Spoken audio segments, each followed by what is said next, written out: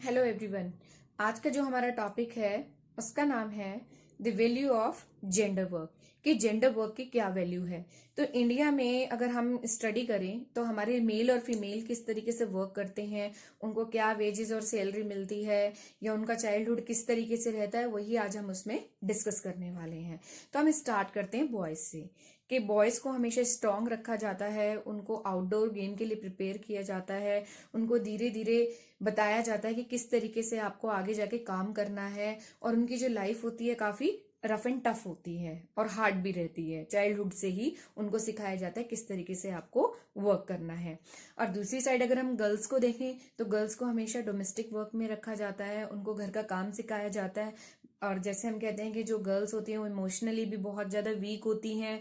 और दूसरा पॉइंट हम ये भी कहते हैं कि हमेशा उन्हीं के ऊपर रिस्पॉन्सिबिलिटी पेरेंट्स छोड़ते हैं, कि अगर हम कहीं जा रहे हैं तो आपको लुक आफ्टर करना है अपने ब्रदर और सिस्टर को, इवन आपको घर भी मैनेज करना है। तो हमने बॉयज का देखा कि उनकी लाइफ बहुत ज्यादा हार्ड रहती है, उनको बाहर बाहर जाने के लिए परमिशन लेनी नहीं पड़ती। बट दूसरी साइड देखें तो गर्ल्स को परमिशन ही नहीं मिलती घर से बाहर जाने की। तो हम कहते हैं कि ये जो वैल्यूज बनी है ये फैमिली वैल्यूज ही है, कि ये फैमिली से ही चला आ रहा है। ये किसी गवर्नमेंट ने नहीं कहा कि ऐसा करना है, तो ये हमारे परिवारों से ही, हमारे फैमिली मेंबर से ही हमें ये चीजें मिली है। अंडरस्टैंड। अब हम दूसरा डिस्कशन करते हैं, यहाँ पर एक छोटी सी स्टोरी ले लेते हैं कि कुछ स्टेट्स में ऐसे स्कूल भी होते हैं जहाँ पर गर्ल्स को अलग तरीके से केयर किया जाता है, बॉयज को अलग तरीके से। तो हम कह सकते हैं कि यहाँ पर जेंडर को सेपरेट रख के अलग तरीके से ही उनको ग्रो अप किया जाता है। अंडरस्टैंड। तो यहाँ पर हम कोएड की बात नहीं कर रहे, हम सिर्फ कह रहे हैं कि एक स्कूल है मध्य प्रदेश के अंदर जहां पर गर्ल्स को अलग तरह का एनवायरनमेंट दिया जाता है, कि गर्ल्स जाती हैं, इंडोर गेम खेलती हैं, और वो ग्रुप में ही अपने घर घर पे जाती हैं सेफ्टी और सिक्योरिटी के लिए, ये कहीं उनको कोई टीज ना करे, कहीं उनको प्रॉब्लम ना आए। दूसरी साइड हम देखते हैं जो बॉयज होते हैं वो आउटडोर गेम में इंटरेस्टेड होते हैं, बहुत ज्यादा स्ट्रांग होते हैं, वो इवनिंग स्कूल भी अटेंड कर सकते हैं, इवन उन्हें ग्रुप में जाने की जरूरत नहीं है। अब नेक्स्ट हम टॉपिक लेते हैं कि किस तरीके से सोसाइटी में जो हम जेंडर का वैल्यूएशन करते हैं। तो आते हैं इस पे, इसी पॉइंट के ऊपर, कि अगर आपने डोमेस्टिक वर्कर देखे हो तो एक फीमेल अगर मुझे एक मेड रखनी है तो मैं उसे एक लेस सैलरी दूंगी, लेस वेजेस दूंगी, क्योंकि वो कम पैसों में भी मेरा काम करने के लिए तैयार हो जाएगी, क्योंकि वो फीमेल है। क्योंकि उसको पता है कि मुझे इजीली कोई रखेगा नहीं, अगर मुझे यहाँ पर काम करना है तो बार्गेनिंग अगर मैं करती हूँ तो वो उसमें भी रेडी हो जाएगी। बट अगर मुझे एक मेल सर्वेंट रखना है तो उसका रेट फिक्स होगा, वो ये पहले ही बोल देगा कि मैडम अगर इतना आप वेजेस मुझे प्रोवाइड कर सकते हैं then I will do this work. Understand.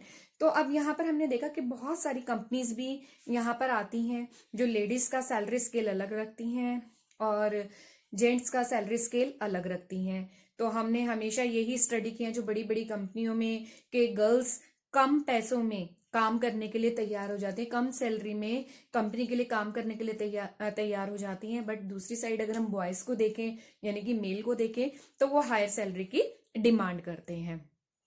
But फिर भी गवर्नमेंट कहती है कि एक मिनिमम वेजेस हमें सबके लिए फिक्स करना चाहिए, चाहे वो लेबर वर्क हो, चाहे वो किसी भी ऑफिशियल काम के लिए मेल और फीमेल का अपॉइंटमेंट हो रहा हो। तो एक मिनिमम वेजेस और मिनिमम सैलरी का डिस्कशन हमेशा ही होता है। अंडरस्टैंड। तो यहाँ पर हम ये समझ सकते हैं कि आज भी इंडिया के अंदर इनइक्वालिटी है, बहुत सारी जगह पे आज भी वुमेन को कम सैलरी या कम वेजेस दी जाती हैं। तो लेडीज ये सोचती हैं कि घर से निकलना इतना मुश्किल है और फिर हमें आगे के लिए, फ्यूचर के लिए, अपने बच्चों के लिए कुछ करना है, तो कम सैलरी में भी रेडी हो जाती है। बट जेंट्स का क्या रहता है, या हमारे मेल्स का क्या रहता है, उनका सैलरी स्केल या उनके वेजेस कंपेयर टू वुमेन हमेशा हाई रहते हैं।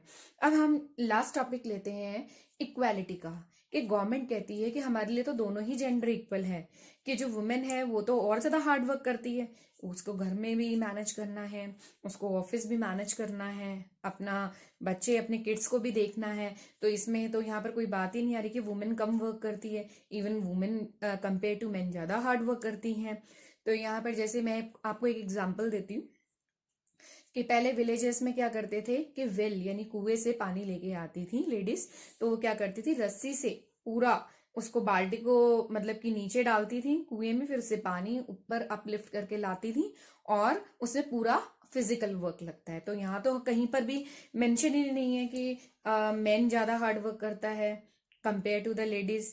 तो यहाँ पर तो ऐसा कहीं भी किसी भी साइंस में भी नहीं लिखा, किसी बुक में भी नहीं लिखा। तो ये सब जो चीजें हैं ये पीछे से ही चली आ रही हैं, हिस्ट्री से ही चली आ रही है।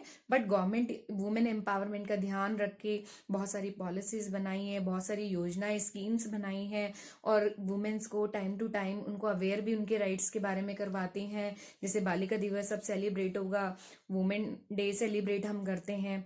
इवन वुमेन्स को बहुत सारी चीजें समझाई जाती हैं। अगर उनके साथ कोई एक्सप्लॉयटेशन होता है तो हमारे पास बहुत सारे लॉज भी हैं उनको प्रोटेक्ट करने के लिए, और उनको कॉन्स्टिट्यूशन के बारे में बताया जाता है कि आपके कौन कौन से राइट्स हैं।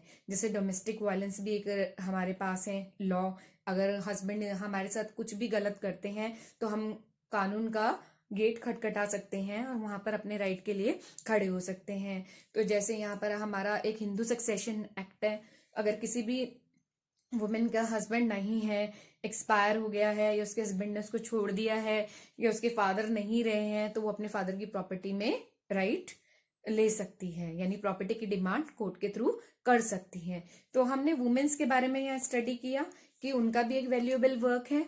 बट आज भी सोसाइटी क्या करती है कि जो घर का काम होता है उसको जीरो माना जाता है वुमेन्स के लिए, वो वैल्यूएबल नहीं माना जाता।